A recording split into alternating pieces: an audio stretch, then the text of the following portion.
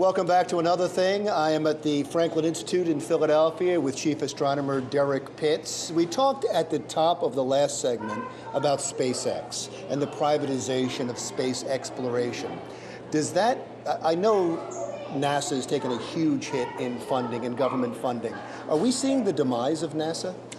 I think there's a really interesting transition happening with NASA, Larry. If we look at the history of NASA up to this point, it's been a government agency that's been operating under very strict guidelines, if you will, with its directions coming not just from advisors, but also being controlled to a degree by how much funding Congress allots NASA to do what it can do. If we went with the folks at NASA that just dream and they had all the money in the universe to spend, we'd already be sending people out beyond Pluto. But because their funding is restricted by what Congress deems as being the important things to really focus on, that means NASA has been extraordinarily limited, although NASA has done extraordinary work with the funding that it has. Just think of it this way.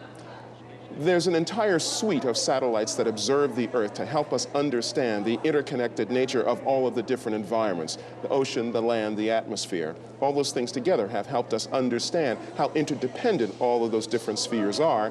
So now we have a much better understanding of the effects of air pollution and things of that sort. At the same time, NASA has also sent spacecraft to every planet in the solar system. We've had a flyby of every planet in the solar system.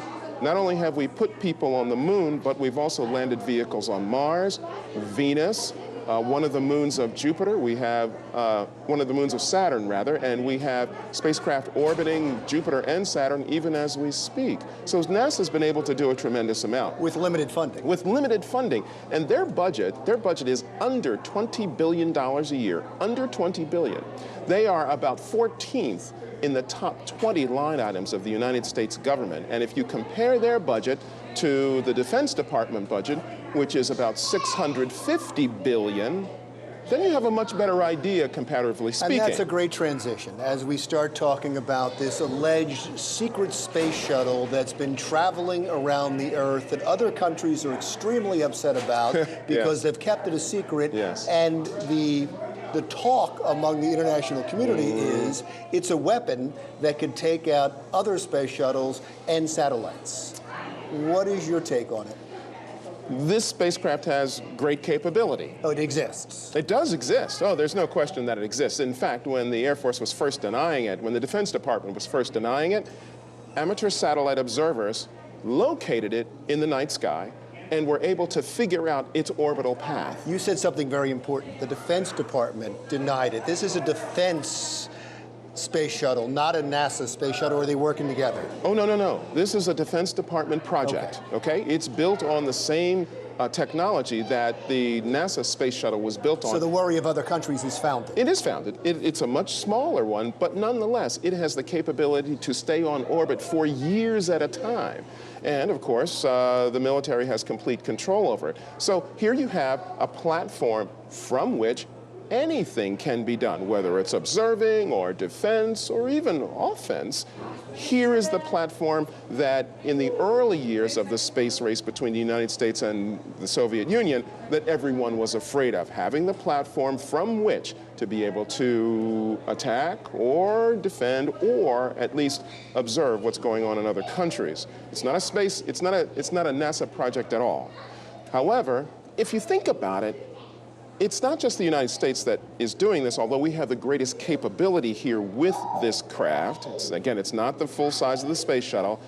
It does have the orbital capability of being able to stay on orbit for several years. It's had secret payloads as well. Of course it has secret payloads, but let's just keep in mind that all of the other major spacefaring nations may not have that level of capability, but they certainly have created capability to do what that craft can do, just not from a permanent orbit.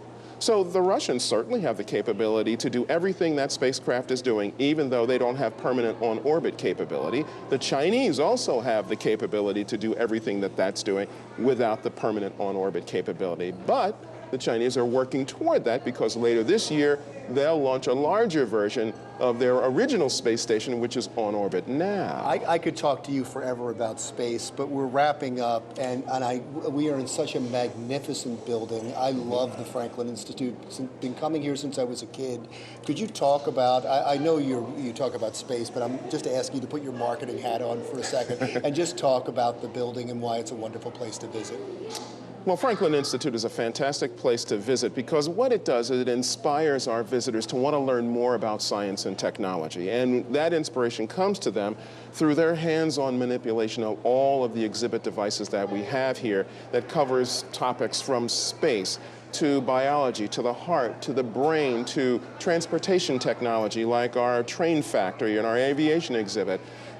And the special exhibits that we have here that introduce people to new topics in science and technology, like the Robot Revolution exhibit that was here just these past few months, the new exhibit that's here right now, Jurassic World, which helps people understand about how dinosaurs existed in their time, and the exhibits that we have coming later this year that are absolutely fantastic, the best in this country, in fact, the exhibits that are coming in the future.